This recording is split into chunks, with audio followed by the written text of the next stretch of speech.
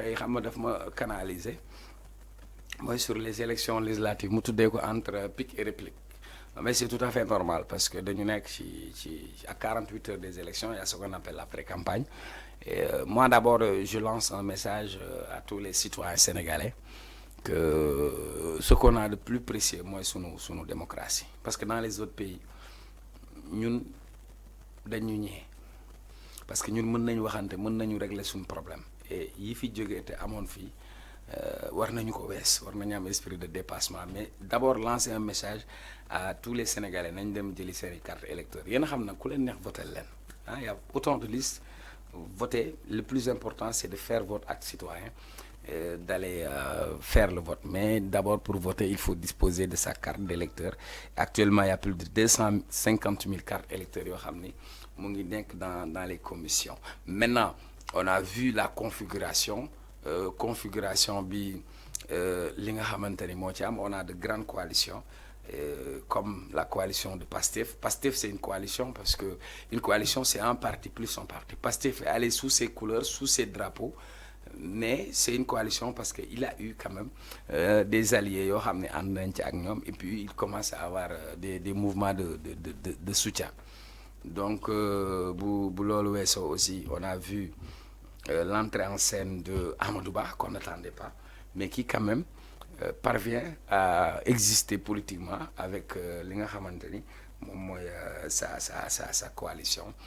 Ensuite on a vu la coalition autour du président de la République on s'attendait pas Macky Sall est tête de liste est-ce qu'il va venir ou pas ça aussi c'est une grande question mu ànd si ak Karim Wade am ñoo xamante ni ñoom la ci àndal maintenant on verra est-ce que les Sénégalais vont accepter cette jonction entre ñaari camps yoo xam ni pendant 12 ans dañoo tamante woon dem yeneen xew ci ak beneen coalition bi sàmm sa kàddu nga xam ni Barthélémy Dias moo nekk autour ànd si ak ñoom Bougane Anta Babacar Ngom Pape Djibril Fall et cetera ak ce qui s'est passé notamment ak Déthié Fall dinaa ci ñëw le plus rapidement possible. Maintenant première chose élection législative c'est inédit cette fois-ci parce que dañu génnoon ci ay présidentielles yoo xam ni pour une fois en Afrique opposition gagne élection au premier tour à 54%. Maintenant bii ñu war a dem ci assemblée boo xamante ni dañu jàpp ni dañu woote assemblée de rupture. Maintenant quelle sera l'adhésion des Sénégalais par rapport ak li nga xamante ni moom mooy am si cette élection et je crois que l'élection une élection anticipée campagne bi di commencer le 27 octobre où on a à peu près une quarantaine de listes qui vont compétir et que en matière démocratique dañuy jàpp ni ñoom ñëpp rek war nañu am droit compétir et je crois que cette fois-ci parrainage bi amu fi et personne ne pourra dire que bloqué nañ tel ou bloqué nañ tel. Maintenant dans cette élection c'est vrai que ça tourne autour des 4 coalitions c'est peut-être injuste du point de vue démocratique mais c'est aussi la nature des choses parce que temps yi ne xale paay bu ñu doon yónni PMI dañ lay gis ñu ne la demal indil ma programme bi soo jëlee programme nga gis ñu bindal la favori bindal la si outsider bindal la si non partant donc parfois l'outsider sax mën na créer surprise mais dans cette élection quand même il faudra voir que dafa continuer c'est comme le système et l'antisystème qui vont encore se confronter donc ma jàpp ni que y a beaucoup d'enjeux dans cette élection. Maintenant rappeler que la responsabilité des leaders parce que moi damay ñaawlu par exemple taxawaay bi nga xam ni Barthélémy Dias keroog def na ko c'est d'accord ak moom ci yenn comportement yi parce que pour man vous ne pouvez pas aspirer à diriger le Sénégal à être un leader et ne pas pouvoir gérer ses émotions parce que à chaque fois que ñu provoqué ko mu am yenn réaction yi donc pour man dama koy ñaawlu parce que violence verbale moom mooy indi la violence physique parce que tey le fait que moom mu def ko suba fu mu campagne dina romb ñu ne ko Sonko après beneen coow am ci alors que mënoon nañ ci bañ a egg loolu nag li muy wane mooy politique nit ñi mën nañu am adversité mën nañu ànd tey suba ñu nekk dans l'adversité mais na ku nekk respecter sa approche morom je crois qu'on doit apprendre à avoir la culture démocratique je crois que tey Barthélémy Diaz légitimement fee mu nekk comme tête de liste man jaaxaluma parce que tey am na parcours il a été maire à 2 fois à Sacré-Cœur maire de la ville de Dakar le vrai débat est-ce que Barth a été élu par son parti, voilà, Barth a été élu avec l'apport de Pastef. Rappelez que l'élection locale, Pastef est le moteur de la coalition Yewwi Askan Wi. Maintenant, on a vu que Yewwi Askan Wi c'est fragmenté. Il y a une partie de Yewwi Askan Wi bu nekk ak ñoom. Et je crois que ce sera l'occasion pour véritablement de voir qu'est-ce que représente Barthélémy Diaz ak ñi mu àndal. Maintenant, je vais vous donner des chiffres pour ngeen xam enjeu yi parce que parfois gars yi dañuy waxtaan nii ci plateau yi sax mais duñu joxe ay données. Pour cette élection, il y a 54 départements. C'est-à-dire au Sénégal, on a 45 départements. Extérieurs, ça fait 54 départements. Pastef est présent sur les 54 départements. Mon élection, Pastef est présent sur les 54 départements. Deuxième liste Bigno, c'est la liste de Amadou Ba. Amadou Ba est présent sur les 48 départements sur les 54. Troisième, la coalition Takku Wallu de Macky Sall, Karim Wade, Papa Diop, Idrissa Seck, ils sont présents sur 36 départements sur les 54. Takku Wallu, dirigé par Barth et consorts, ils sont présents sur 16 départements sur les 54.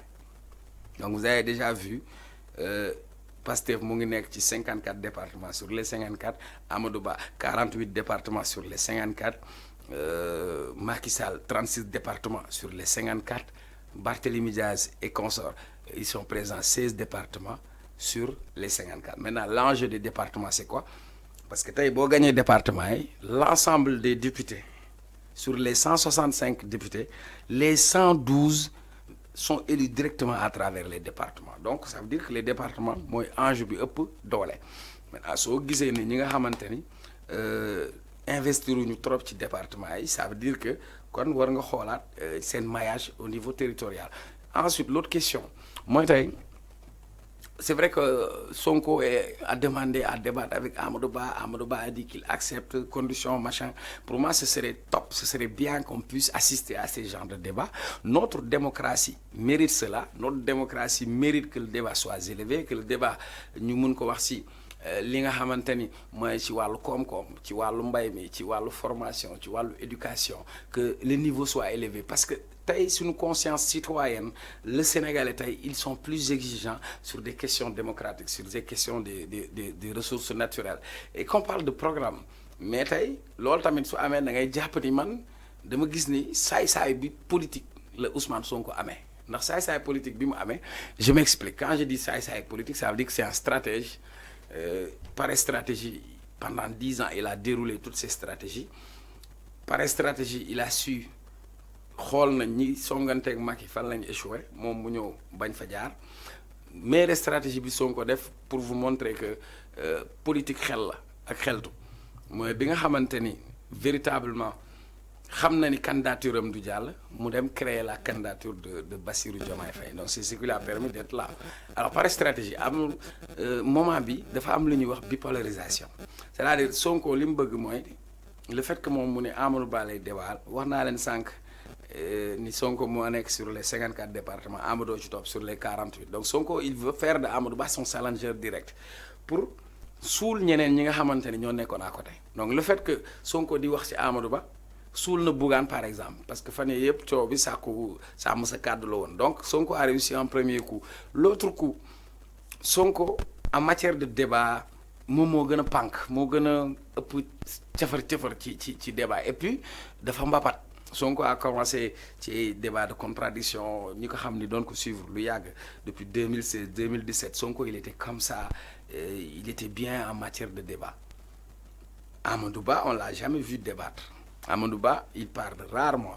Mais Sonko a réussi à faire parler Amadou Ba. Parce que le fait que Sonko accuse Amadou Ba, accuse Macky Sall est sorti, Amadou Ba est sorti. Les bougains de Hall, Amadou Ba dafa génn tontu rek ci saasi rek Sonko riposté nako akay. Comme génn nga c'est bien, il faut qu'on débatte. Maintenant dans le débat Sonko il cherche deux choses. Soit il met Amadou Ba dos au mur, c'est-à-dire le fait moy liñ doon def temps boy yotal. Sonko lim bëgg moy tendre pièce Amadou Ba fekk ko ci communication bi te bu ko ci fekkee c'est son domaine de prédilection. C'est-à-dire Sonko par stratégie maîtriser la communication. Je ne le dis pas parce que dama faral Sonko wala dama ko fan, je le dis parce que c'est ce que j'ai constaté et ñëpp koy nangu. C'est-à-dire l'arme fatale de Ousmane Sonko, la force principale, l'une des forces principales de Ousmane Sonko, c'est sa capacité à communiquer. Lu mu am communication moo ko jox. Il maîtrise son sujet. Donc là, Amadou, technocrate pas très politique, Amadou va venir avec donner des chiffres, Sonko va l'écraser dox ci kawam. Donc su boobaa Amadou Ba est cuit tout bonnement. Mooy premier, si Amadou Ba refuse de débattre ak Sonko, les gens diront que Amadou dafa ragal Sonko wala Amadou daw na mooy li Tyson defoon bëree jékki-jékki sàqi rek daw ne bàyyi na xam nga loolu moo wàññi dayoo. Donc là Sonko ci stratégie bi 3 points la ci am. Premier point dafa suul opposition bi yëkkati Amadou Ba, le fait mu yëkkati Amadou Ba mooy mu ngi liquider ñële, mais beneen bi dafa pëttaxal Amadou Ba su ko iree ci débat bi mën na ko liquider su Amadou dawee ñu ne Amadou daw na. Donc Sonko li mu def saay politique kese la mënul nekk leneen. Donc il est très stratégique. Donc ce serait bien. Maintenant la CNRA nous dit que ouais, il faut organiser un débat avec tous les 41. Ce n'est pas possible. La CNRA dafa yàgg. Il faut que nous adaptions. Parce que tey da nga dem aux États-Unis, tu verras Joe Biden, Donald Trump, nous confronter. Le débat, c'est un débat d'idées. Ça permettra aux Sénégalais de nous relancer, xam affaire comment ça se passe. Ku nekk lan nga xam ñu xam ni ku wax feeñ nga dem en France on a vu Macron débattre avec Marine Le Pen et loolu dafay dundal li nga xam ni mooy wàllu démocratie. Donc je crois que c'était un grand coup politique qu'il a réussi. Parce que Amadou Ba, dans son style, il est réservé, et même quand il sort, il n'est pas dans des attaques frontales, il est toujours dans sa ligne, c'est-à-dire être un grand homme d'État, un commis de l'État qui est dans l'élégance. Donc Amadou Ba, Sonko est parvenu à le faire sortir. Donc Sonko, en invitant Amadou Ba dans le débat, il offre à Amadou Ba une légitimité et il essaie de noyer l'autre opposition qui se retrouve aujourd'hui à Bakel, qui est un peu dispersée. Donc Sonko a été très stratège et ici, dans son jeu favori, c'est la communication. Et si Amadou Ba fait que c'est style bobu, Sonko dafay day dox ci kawam. Donc Sonko c'est politique bu gandé la. J'espère que quelqu'un ne me porte plainte ci lool. Maintenant ñu laajaal ma beneen nañ clôturer sujet boobu. Donc pour moi il faut voter.